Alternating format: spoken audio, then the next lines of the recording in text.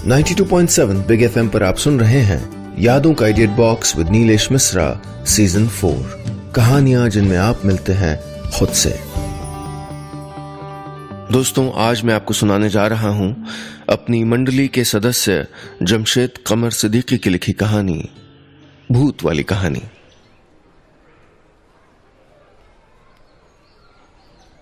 Hostel के दिनों में हमारे एक दोस्त हुआ करते थे, मिर्जा शफीक।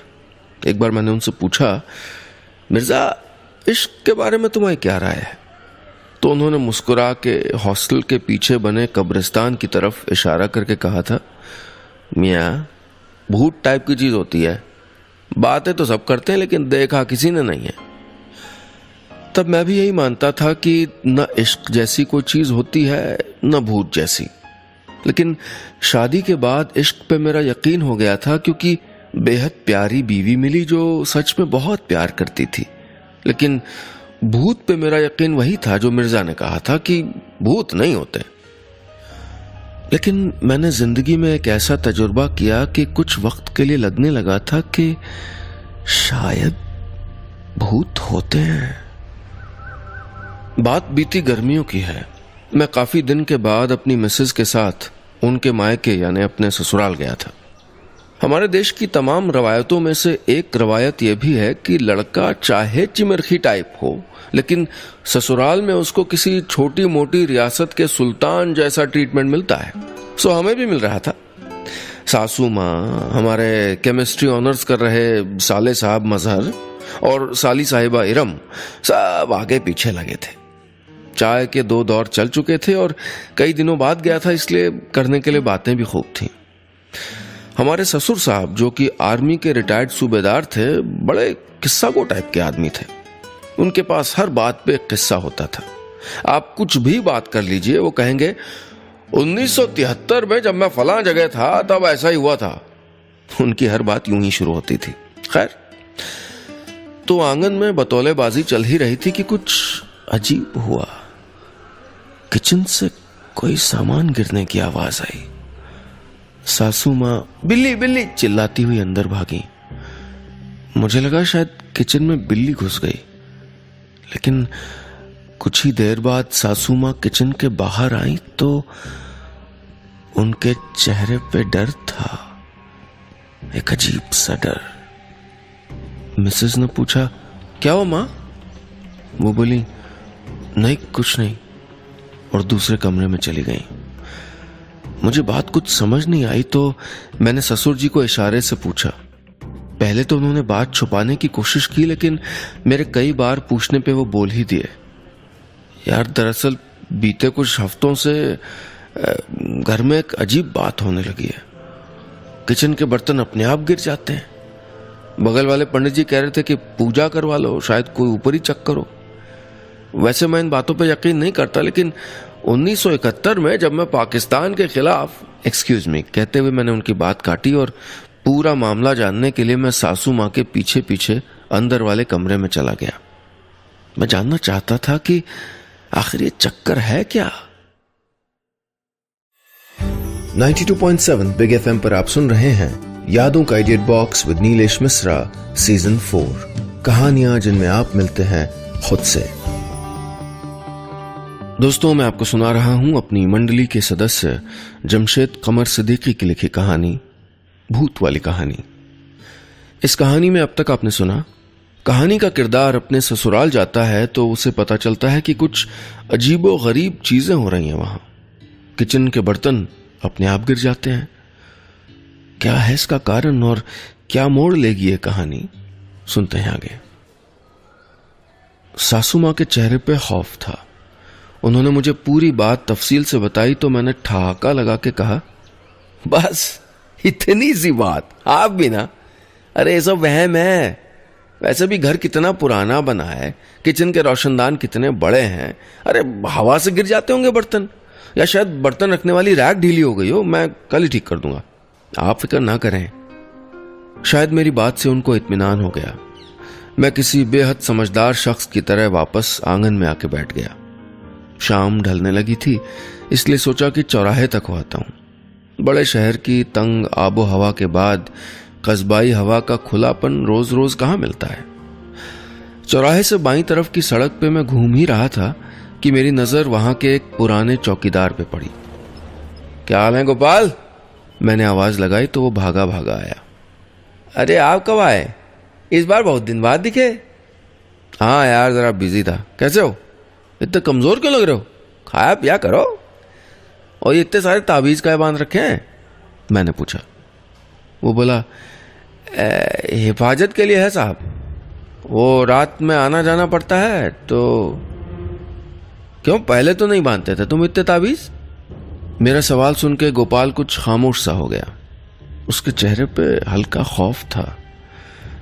फिर उसने मुझे जो बताया वो सुन के मेरे रोए भी कुछ कुछ खड़े होने लगे। उसने कहा, साहब मोहल्ले में कुछ दिनों से कोई ऊपरी चक्कर छाया हुआ है। रात में अजीब अजीब आहटें सुनाई देती हैं। और वो नुक्कड़ पे पुराना कुआं है ना, उसका पानी लाल हो गया साहब। पीर बाबा के मजार से ताबीज लाया हूं। सुना है भूत लोग इससे डरते हैं। मेरे चेहरे पे हवाइयां उड़ रही थी, लेकिन एक्टिंग करते हुए मैं जोर से हंसा। तू भी ना गोपाल। अरे ये भूत वूत कुछ नहीं होता। दुनिया चांद को छूने लगी है और तुम अभी तक ऐसी बातें करते हुए? हद है। वो हैरानी से बोला, क्या बात कर रहे हो साहब? दुनिया चांद को छूने लगी? कैसे, कब? मैंने झुंझला के कहा, अरे मतलब दुनिया ने तरक्की कर लिया है। खैर मुझे देर हो गई, मैं चलता हूं। मैं पलट के जाने लगा, लेकिन तभी गौर किया कि बातों बातों में अंधेरा हो गया था और घर तक का रास्ता सुनसान था। गोपाल, मैंने पलट के आवाज दी। गोपाल, चाय पियोगे? घर चलो, चाय पिलाता हूं। कई दिनों बाद मिले और रास्ते में बातें भी हो जाएंगी।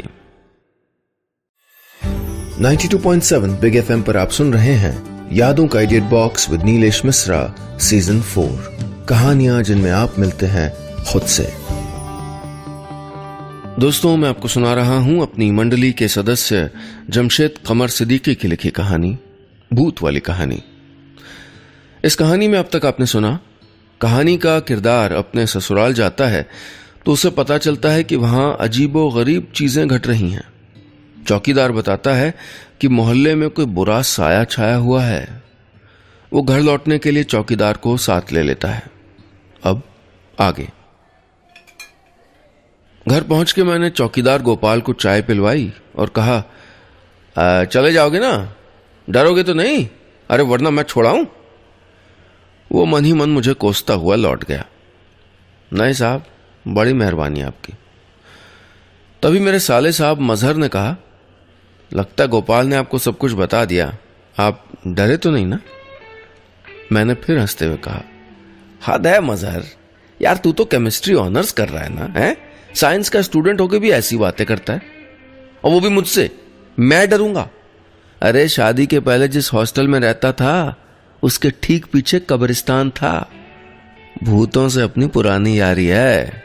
तभी कमरे से निकल के आंगन में आते हुए ससुर साहब बोले, देखा, अरे मैं कहता था ना मेरा दामाद है कितना बहादुर। फिर मुझसे बोले, बेटा देखो ये लोग हफ्ता भर से फालतू डर रहे हैं, मुझे छत पे भी नहीं लेटने देते, कहते हैं भूत आ जाएगा। इरम बोली, पापा लेकिन कुछ दिन नीचे लेटने में हर्जी क्या है, एहतियात तो बरतना ही चाहिए ना। उन्होंने कहा, यार लेकिन मेरी आदत है छत पे सोने की। अच्छा सुनो, दामाद जी आप एक काम करो, आज रात आप छत पे लेट जाओ, ताकि इन लोगों को यकीन हो जाए कि कुछ भूत वूत नहीं है। क्या ख्याल है? मेरे पैर कांपने लगे। हाँ हाँ, क्यों नहीं, मैं लेट जाऊंगा। बस तो ठीक है, दामाद जी का बिस्तर ऊपर लगा दो भाई। हाय, मुझे काटो तो खून नहीं। ससुर जी पे बहुत गुस्सा आ रहा था, लेकिन चेहरे पे मुस्कुराहट थी। उस दिन मैं खाना खाने में जितनी देर लगा सकता था मैंने लगाई। इसी चक्कर में 2 रोटियां ज्यादा खा गया। खाने के बाद सीधे ऊपर जाना था। अरे ऊपर मतलब वो वाला ऊपर नहीं, छत पे जाना था भाई। खाना निपटा के मैं आंगन में बैठ गया। शायद कोई कह दे नीचे लेट जाओ। लेकिन कमबख्त किसी ने नहीं कहा। बिस्तर लगा दिया, ऊपर पानी भी रख दिया है। जरा संभल के। हाँ, मिसेज ने आंख मार के कहा तो मैं दांत किटकिटा के रह गया। कुछ देर बाद जंग पे जाते सिपाही की तरह अपनी मिसेज को देखते हुए तकिया हाथ में लेके मैं छत पे जाने लगा। आधी सीढ़ियों पे ठहर के पलट के मिसेज को देखा। वो बाय कर रही थी। मैंने सीना फुला के बाय किया और छत पे आ गया। लेकिन छत पे पहुंचते ही मेरी चीख निकलते निकलते बची। कमबख्त सफेद सफेद बिस्तर ऐसा लग रहा था जैसे कोई कफन ओढ़े लेटा है। खैर, मैंने दूर तक नजर दौड़ाई। घुप अंधेरा, झिंगुर की आवाज, झड़े हुए पेड़, टहनियों के पीछे से झांकता चांद और दूर से आती कुत्तों के रोने की आवाज। गला सूखने लगा। मैंने बोतल से 2 घूंट पानी पिया और लेट गया। कुएं का लाल पानी, अंधेरे में आहटें, बर्तनों का गिरना, उफ, सब याद आ रहा था। मैंने तकिया से कान ढक लिए और औंधा होके सोने की कोशिश करने लगा। सूबेदार साहब, आपने अच्छा नहीं किया। अरे मैं कोई चूहा खरगोश हूं कि मुझ पे एक्सपेरिमेंट करें कि चलो देखते हैं सुबह तक दामाद जिंदा बचता है कि नहीं। मुझे बड़ा गुस्सा आ रहा था। छत पे हवा की साए साए के अलावा कोई आवाज नहीं थी। लेकिन किसी पत्ते की सरसराहट भी होती तो गोपाल के ताबीज याद आते। उसने कहा था भूत लोग ताबीज से डरते हैं। बार बार सरहाने रखी घड़ी में देखता था कि रोशनी होने में कितनी देर है। इसी उधेड़ बुन में कब आंख लग गई पता ही नहीं चला और मैं सो गया। लेकिन रात तकरीबन 3:30 बजे कुछ हुआ। एक आहट से आंख खुल गई। आवाज शायद हवा की ही थी, लेकिन मैं अंदर तक कांप गया। दिल किया ऐसी की तैसी में गई इज्जत। जान है तो जहान है। भाग के नीचे जाता हूं और चुपके से कहीं सो जाऊंगा। सुबह वापस आके यहीं लेट जाऊंगा। लेकिन किसी ने देख लिया तो दामाद साहब इज्जत का फालूदा बन जाएगा। मैं उधेड़ बुन में लगा ही था कि अचानक नजर सामने वाले पीपल के पेड़ पे पड़ी। रूह कांप गई। सामने पेड़ पे कुछ था। एक पल को लगा कि शायद कोई बंदर होगा। वैसे भी इलाके में बंदर बहुत थे, लेकिन नहीं, वो कुछ और ही था।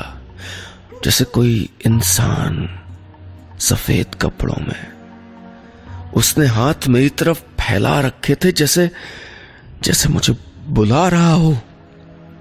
अंधेरे में चांद की रोशनी में वो हल्का हल्का दिख रहा था। मेरा गला सूख गया। मैं चीखना चाहता था, लेकिन ऐसा लगा जैसे जबान पेट में गिर गई हो। जिस्म में अजीब सी सिहरन थी और माथे पे पसीना। पेड़ पे बैठी अजीब सी इंसान नुमा चीज ऐसा लग रहा था जैसे मुझे घूर रही थी। मैंने आओ देखा न ताओ, नंगे पैर दंदना के नीचे दौड़ लगा दी। यह भी नहीं देखा कि आगे सीढ़ियां हैं। कमबख्त पैर फिसला और मैं किसी गेहूं के बोरे की तरह लुढ़कता हुआ सीधा आंगन में। कमर में चोट अलग लग गई, लेकिन मुसीबत सिर्फ पेड़ पे नहीं थी, नीचे भी थी। कमरे से हमारी मिसेस की आवाज आई, कौन है वहां? उनकी आहट से अंदाजा हुआ कि वो आंगन की तरफ आ रही थी। मुझे लगा कि अब इज्जत की धज्जियां उड़ने वाली हैं। लंगड़ाता हुआ फिर ऊपर भागा। एक एक सीढ़ी छोड़ के चढ़ा और फिर रेलिंग से टेक लगा के आंगन में झांकते हुए बड़े इत्मीनान से कहा, अरे भैया आवाज कैसी थी? कौन गिरा? 92.7 बिग एफएम पर आप सुन रहे हैं यादों का edit box with Nilesh Mishra season 4। कहानियां जिनमें आप मिलते हैं खुद से। दोस्तों, मैं आपको सुना रहा हूं अपनी मंडली के सदस्य जमशेद कमर सिद्दीकी की लिखी कहानी, भूत वाली कहानी। इस कहानी में अब तक आपने सुना, एक शख्स कई दिनों बाद अपने ससुराल जाता है। रात के वक्त जब वो छत पे सो रहा होता है तो सामने वाले पीपल के पेड़ पे कोई इंसान नुमा चीज देख के वो घबरा के नीचे भागता है, लेकिन पैर फिसलने की वजह से उसे कमर में चोट लग जाती है। अब आगे। अरे ये आवाज तुमने भी सुनी क्या? एक हाथ कमर पे रख के मैंने पूछा। मिसेस बरामदे से निकल के आंगन में आई और बोली, हाँ आवाज तो थी, खैर सो जाइए, बाहर से आई होगी, कोई बंदर वगैरह होगा। ये कहते हुए मुझे बुरा तो लगा, लेकिन कहना पड़ा, हाँ शायद बंदर ही था। खैर अच्छी बात यह थी कि बड़ी हिम्मत जुटा के दोबारा पीपल की तरफ झांका तो अब वहां कोई नहीं था। मैंने गहरी सांस ली, छत पे आ गया। हालांकि नींद तो खैर क्या ही आनी थी, एक तो दिल अभी धक धक कर रहा था और दूसरा कमर में अच्छी खासी चोट आ गई थी। पूरी रात कैसे गुजरी ये फिर कभी बताऊंगा। बहरहाल सुबह हुई और मैं नीचे आ गया। ससुर साहब मुंह में ब्रश दबाए बोले, देखा कुछ हुआ? कुछ नहीं हुआ, फालतू घबराते हैं लोग। मैंने लंगड़ाते हुए कदमों से चलते चलते कहा, हाँ कुछ भी तो नहीं हुआ। अरे क्या हुआ कमर को? नाश्ता तैयार कर रही इरम किचन से झांकते हुए बोली। मैंने कहा, कुछ नहीं, बस वो जरा कमर अकड़ गई, बहुत दिनों बाद छत पे सोया था ना इसलिए। ससुर साहब फौरन बोले, ओ हाँ ऐसा होता है, 1976 में जब मैं फौज में था तब एक बार मेरी भी अकड़ गई थी। वो हुआ यूं कि उनकी बात अनसुनी करते हुए मैं बरामदे में चला आया। भाड़ में गया 1976 है, नहीं तो यहां चोट लग गई, इनको किस्सा गोई सूझ रही है। रात का वाकया अब तक भुलाए नहीं भूलता था। वो क्या था? कोई शय, कोई रूह या कुछ और, न जाने क्या थी। मैंने तय कर लिया था कि शाम होते ही यहां से निकल जाऊंगा, क्या पता क्या बला है। वो मंजर आंखों के सामने आता तो पूरे जिस्म में झुनझुनी दौड़ जाती, किसी से कह भी नहीं सकता था।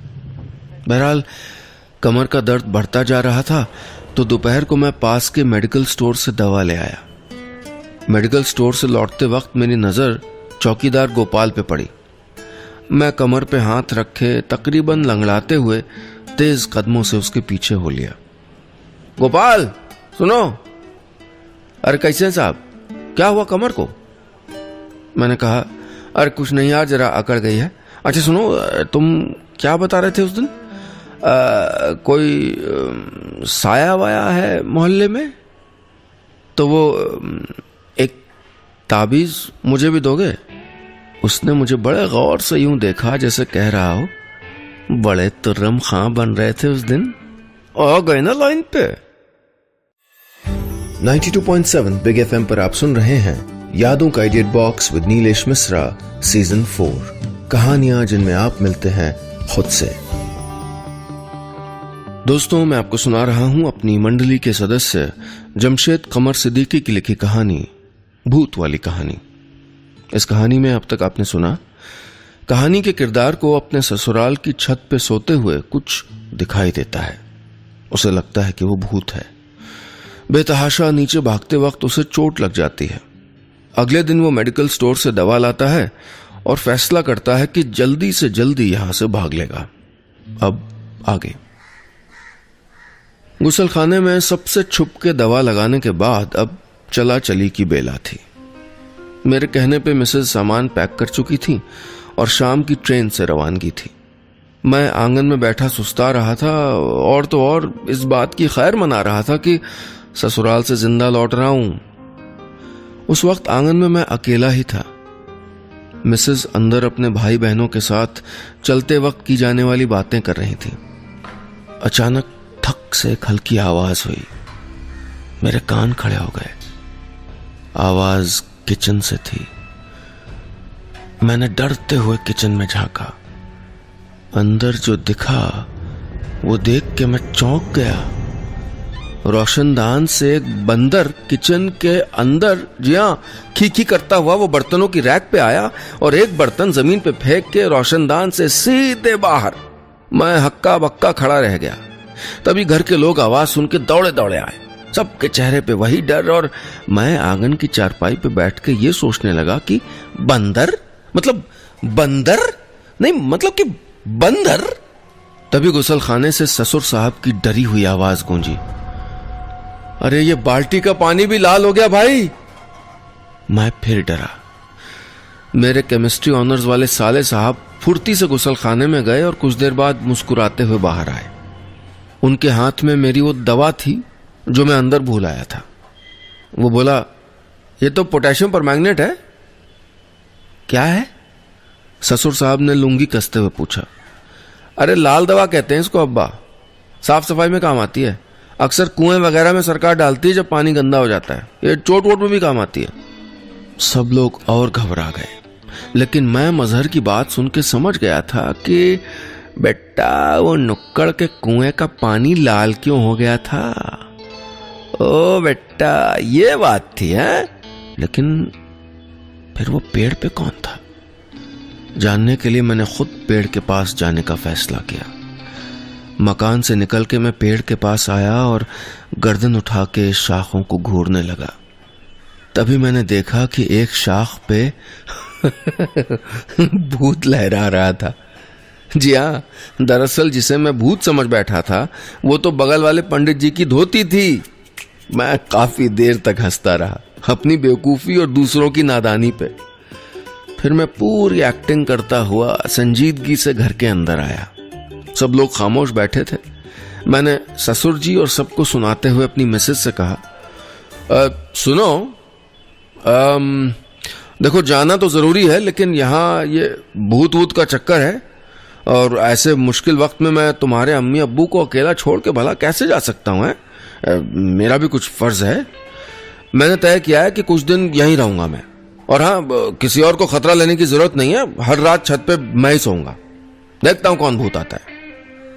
फिर मैंने कनखियों से देखा। मेरी बात सुन के ससुर जी की आंखों में आंसू आ गए थे। सबका पसंदीदा दामाद एक भूत की वजह से थोड़ा और पसंदीदा हो गया था। बस इतनी सी थी ये भूत वाली कहानी। 92.7 बिग एफएम पर आप सुन रहे हैं यादों का edit box with Nilesh Mishra season 4, कहानियां जिनमें आप मिलते हैं खुद से।